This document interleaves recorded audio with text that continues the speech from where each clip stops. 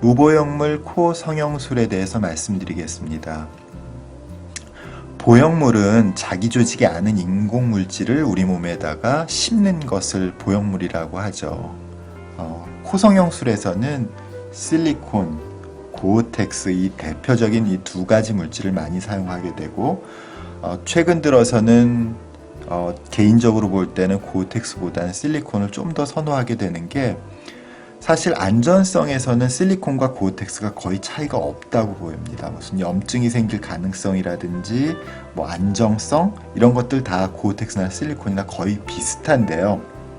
차이가 고어텍스는 좀 표면에 굴곡이 생겨요. 그래서 남자분들한테는 좀 권해드리는데 여자분들이 콧대에 굴곡이 생기면은 조금 인상이 강해 보이는 원인 중에 하나이기 때문에 좀 더 실리콘을 많이 사용하는 경향인 것 같습니다. 또 이렇게 L자형 실리콘이 있고 L자형 실리콘 보형물이 있고 이런 보트 타입 보트 있죠? 보트 타입의 보형물이 있는데 이런 L자형 보형물은 사실 거의 사용하고 있지 않고요.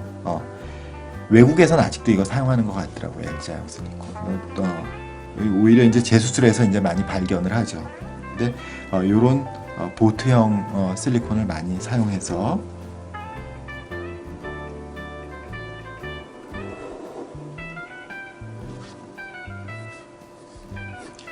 코가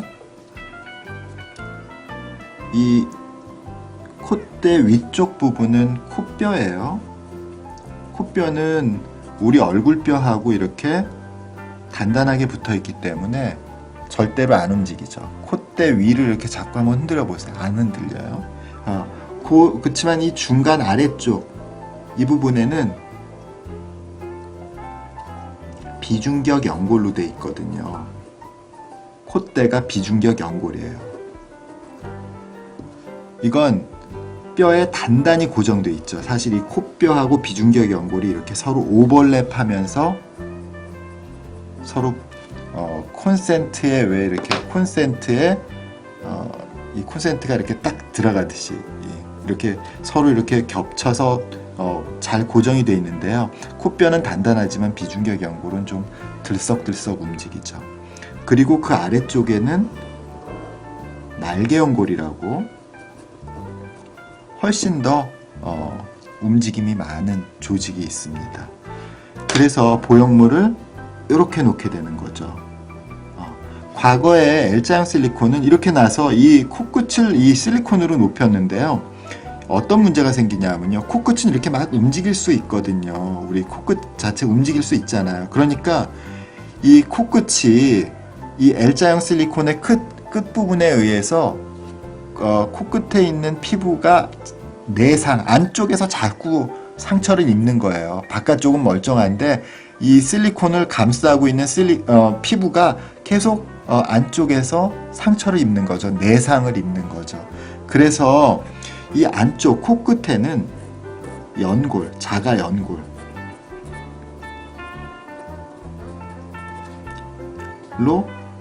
코끝을 높여주고 기둥을 세우는 것도 보형물이 아니라 비중격 연골로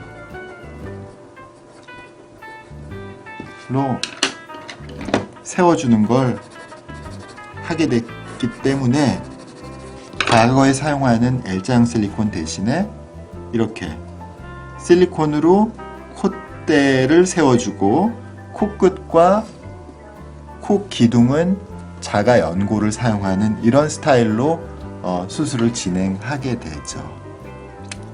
그런데 이렇게 코성형에서 사용하는 연골은요, 이제 대표적으로 귀연골, 비중격 연골, 또 가슴 늑연골 이런 것들을 사용하게 되는 거거든요. 이건 자기 몸에 있는 조직을 옮겨 심는 거죠. 이사하는 거예요. 이사한다. 우리 이사한다고 그러죠. 이사 간다고. 그 이식이에요. 이식. 옮겨서 심는다고 해서 이식이거든요. 그런데 요즘에 그래서 이건 보형물이 아닌 거예요. 자기 조직이니까. 근데 자기 조직 아닌 거 중에서 요새 쓰는 게 뭐냐면 또 기증늑연골이죠. 또 알로덤, 인조피부라고 그러는데 인조가 아니라 이것도 기증피부예요. 누가 기증해줬어요? 다른 사람이 기증해준 거예요. 그러니까 이걸 기증해주는 사람은 돌아가셨겠죠. 이게 이제 사체가 기증을 한 거죠. 바로 이걸 기증이라고 하는데 이것들을 뭐라고 그러냐 하면 자가는 아니죠. 내 거는 아니잖아요. 그런데 사람 거죠. 돼지나 소게 아니고 사람 거죠. 우리랑 같은 그래서 이걸 동종 이식이라고 해요. 같은 사람, 같은 종. 그러니까 사람 종. 그 호모사피엔스잖아요. 우리 종이. 호모사피엔스의 또 다른 호모사피엔스의 조직을 옮겨 심는 걸 우리가 동종 이식이라고 해서 이렇게 사용해요. 이건 보형물은 아니지만 이게 완전히 생착될 때까지는 굉장히 오랜 시간이 걸리기 때문에 사실상 보형물이 가지고 있는 리스크를 거의 가지고 있다고 봐요. 동종 이식은. 그래서 오랜 기간 동안은 보형물과 거의 비슷한 운명을 겪습니다. 그럼 이런 보형물들은요, 어떤 리스크를 가지고 있을까요? 보형물은 자가 조직이 아니어서 여기까지 혈관이 연결되지가 않죠. 그러니까 보형물이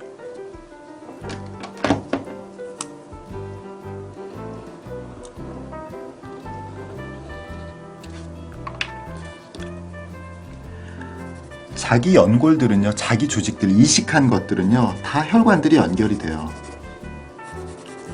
그래서 거기까지 완벽한 우리 몸이 되는 거죠. 완벽한 우리 몸이라는 거는 면역 조직이, 우리의 면역 체제가 운영이 되는 곳이죠. 그런데 보형물은 요 주변으로는요, 보형물을 우리 몸하고 분리해주는 캡슐이 생기거든요. 캡슐이.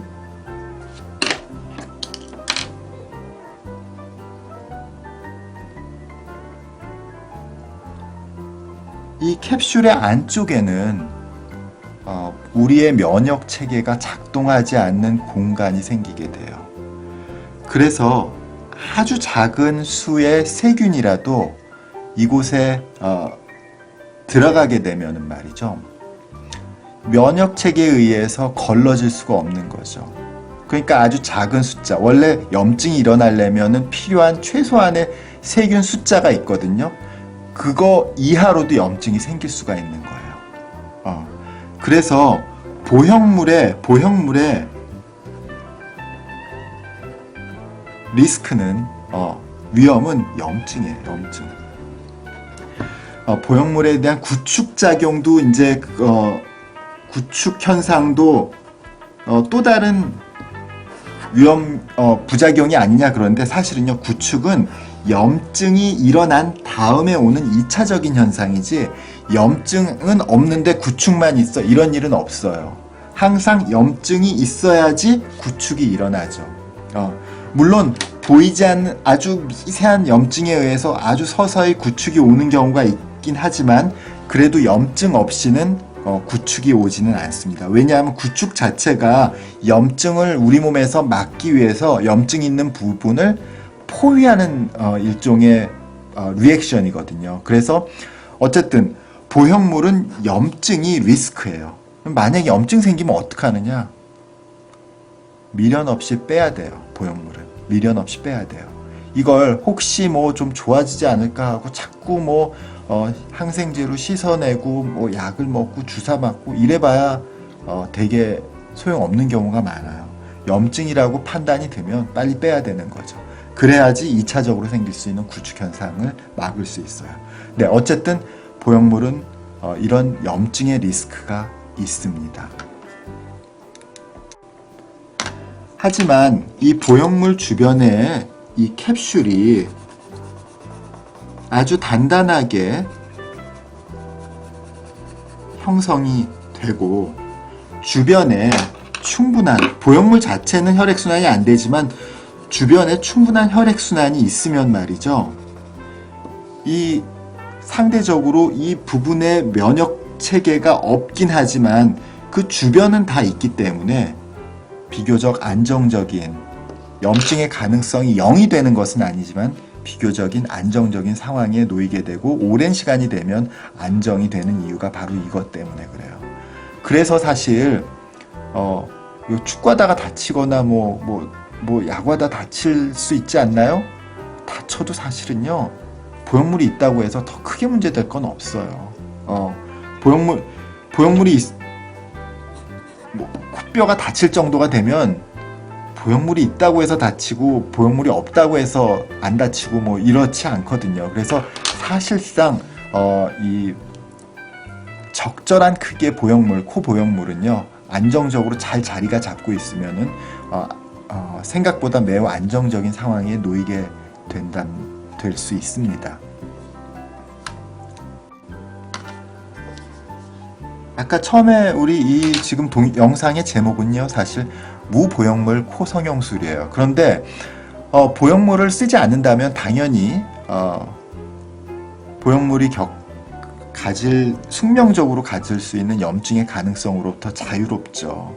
물론 사실은 연골 이식이나 무보형물이라는 건 이 실리콘 보형물 대신에 연골만 가지고 대개는 연골과 자가 조직만 가지고 하겠다는 건데 자가 조직이라도 염증 가능성이 초기에는 있어요. 완전히 혈관에 의해서 연결되기 전까지는.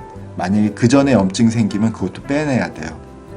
그렇지만 보형물로 인한 아주 나중에 롱텀의 롱텀의 그 염증 리스크는 없는 거죠. 없다고 봐도 되는 거죠. 그래서 아주 매력적인 시술 방법이에요. 보형물을 사용하지 않는다는 것은. 근데요, 보형물로 해결이 안 되는 부분이, 보형물을 안 쓰면 해결이 안 되는 부분이 있어요. 단순하게 높여주거나, 이 폭을 줄이거나 이런 것은 절골이나 연골 이식 이걸로 되는데요. 보형물을 안 쓰면 안 되는 경우가 있어요.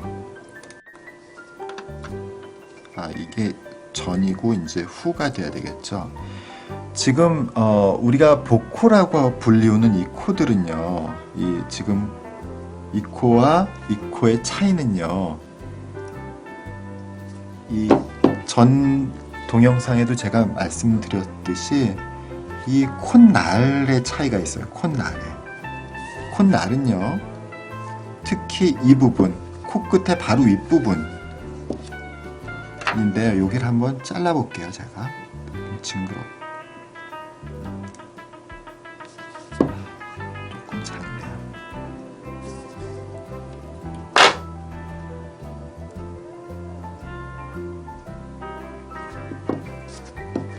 이게 원래 CT를 찍으면 정확하죠. 그렇지만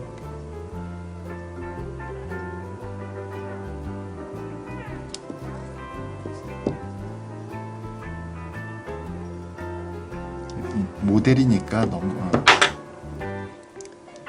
지금 이 복코 모양의 지금 이 보형물하고 이 코의 단면하고 우리가 이상적으로 생각하는 코의 단면하고 말이죠. 단면의 차이가요.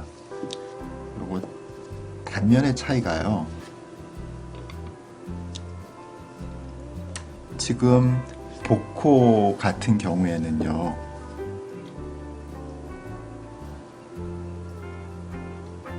이렇단 말이죠. 지금 이 경우에는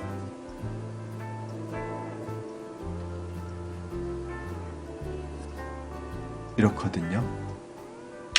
차이를 아시겠어요? 사실 높이 차이는 그렇게 크지가 않아요. 다시 제가 붙일게요. 다시 잘 붙어요. 제가 잘 붙더라고요. 이게 이렇게 잘라도요. 다시 붙었죠? 요 콧날 요 콧날이 꼭지점이 살았느냐 아니면 그냥 이렇게 뭉툭하게 되었느냐 이거거든요. 우리가 절골이라는 걸 이제 많이 하게 되는데요. 절골. 이거 줄인다고 이 콧날이 쓰지가 않아요. 그러니까 이 부분 이걸 이렇게 바꿔주기 위해서는 여기 보형물을 살짝 얹는 방법밖에 없어요. 안 그러면 옆에는 줄어들었지만 이 옆에는 이렇게 줄 수가 있어요. 절골이나 콧볼을 줄이는 거나. 그치만 여전히 이 콧날 자체의 예리함은 만들 수가 없다는 거예요. 그래서 무보형물로는 사실은 한계가 있어요. 그러면 거기를 연골로 높이면 안 되느냐, 연골로 높이면 안 되느냐, 그렇게 얘기를 이제 하실 거예요. 네, 연골로 높이면 콧대를 그러면 이 부분을 연골로 높이면 어떠냐. 네, 그래서 높이는 방법들이 있어요. 첫 번째 우리가 대안으로 사용하는 늑연골이에요. 늑연골. 기증늑연골을 쓰기도 하고 자가늑연골을 쓰는 거예요. 그런데 지금 여기서부터 여기까지 대략 우리가 길이로 봤을 때 지금 우리가 사용되는 길이가 한 4.5cm 정도 되거든요. 여기서부터 여기까지 길이가. 근데 늑연골을 4.5cm까지 이렇게 길게 이 모양으로 유지시키면서 띄기가 어려워요. 그래서 대부분 늑연골로 한다고 그러면 어디까지 하냐면 요 정도까지만 한다고. 이 정도까지만. 그러면 어떤 문제가 생기냐 하면요, 여기 가서 굴곡이 보여요. 왜냐하면 우리 콧대 피부는요, 여기 두꺼워요. 미간인데 두꺼워요. 그런데 이 부분은 굉장히 얇아요. 그리고 코끝에 가선 다시 두꺼워요. 피부가 코끝하고 미간의 이 중간 콧날 부분에서는 피부가 굉장히 얇아요. 그렇기 때문에 이런 보형물이나 늑연골이 끝나는 부분이 있으면 그건 분명히 굴곡으로 느껴집니다. 또 여기다가 이제 민싱 잘게 잘라서 이렇게 진피 잘게 잘라서 근막에다가 싸서 넣는 외국 선생들이 있더라고요. 그 비디오를 봤어요. 여기다가 싸가지고 넣더라고요. 다 울퉁불퉁해요. 그거 울퉁불퉁해서 못 써. 여기 콧날이요. 누구 콧날이? 고텍스를 우리가 상대적으로 덜 쓰는 가장 큰 이유가 콧날이 굴곡이 생겨서 그렇거든요. 그런데 이 연골로는 어떤 방법으로 하더라도요, 굴곡이 생길 수밖에 없어. 저는 그렇게 생각하거든요. 그래서 이 무보형물로 콧대를 높인다는 거는 정말로 어려운 거예요. 그 다음에 이제 사용하는 게 진피.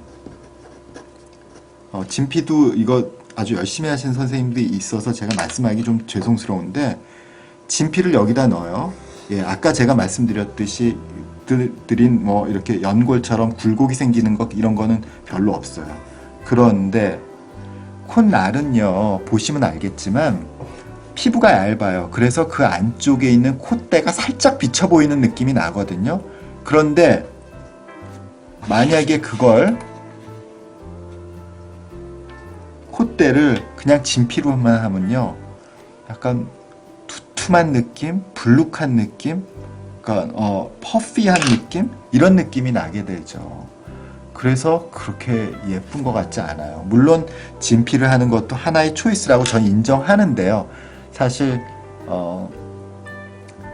모양이 제가 보기엔 그렇게 예쁜 것 같지가 않아요. 선생님들마다 다르고 또 환자분들도 느끼는 게 다르지만 저는 사실은 그렇게 생각이 되네요. 그래서 우리가 콧날을 만들어야 하는 경우에는 보형물을 사용하는 게 좀 낫지 않을까, 저는 그렇게 생각을 합니다. 물론 보형물을 말이죠. 아주 이렇게 많이 높여. 아주 정말 이렇게 정말로 많이 높여. 이러면요. 보형물 주변의 조직들이 상대적으로 불안정하죠. 왜냐하면 조직 대 보형물의 비율이 너무 높아져서. 이럴 경우에 염증 확률도 높아져요. 그렇지만 콧날을 살짝 높이는 정도로 적절하게 보형물을 사용하면은요. 그 정도는 우리가 감수할 만한 리스크라고 생각합니다. 만약에 문제가 되면 우리가 염증을 조기에 발견하고 제거하면 사실 이후 아주 심각한 부작용은 초래하지 않거든요. 그렇기 때문에 제 개인적으로는요, 이 콧날을 만들어주기 위해서, 지금 이런 뭉툭한 느낌이 아니라 이런 콧날을 만들어주기 위해서는 보형물을 적절한 비율로 사용하는 것도 우리가 감수할 만한 리스크라고 생각을 합니다. 여기서 사족처럼 말씀드리면은요, 감수할 만한 리스크가 뭐냐, 제가 상담 때 많이 드리는 말씀인데요. 우리가 이제 자동차 타고 다니잖아요. 자동차는 사실은 시속 70km 이상으로 달리잖아요. 만약에 사고가 나면 어떻게 돼요? 다치죠. 심지어는 사망하기까지 한다고요. 그렇지만 우리가 사실은 빨리 달려야 되는 필요가 있기 때문에 빨리 달려야 하는 필요가 있기 때문에 그걸 감수하면서 자동차를 타는 거잖아요. 비행기 같은 건 말할 것도 없고 사실은 그냥 비행기나 자동차의 부작용은 뭐예요? 사망이죠. 사망. 최악의 부작용은. 근데 이 보형물, 코성형에서 보형물의 부작용은요, 염증이에요. 사망 같은 건 없어요. 그러니까 사실은 이 보형물은 상대적으로 감수할 만한 리스크라고 생각을 하는데요. 물론 무슨 이거 일상생활 하는데 편리한 거 하고 이 꼭 뭐 이 코 수술을 하고 그걸 비교할 수 있어, 이렇게 생각하실 수도 있는데, 사실 리스크만 놓고 보면은 사실은 이 정도는 제 성형외과 전문의로서 감수할 만한 리스크라고 생각하고, 많은 성형외과 전문의 선생님도 비슷한 생각을 가지시라고 생각합니다. 물론 다르게 생각하실 수 있는 선생님들도, 다르게 생각하시는 선생님들도 있을 수 있어요. 그렇지만 전체적으로는 사실은 이런 의견이 좀 더 많을 거라고 저는 확신합니다.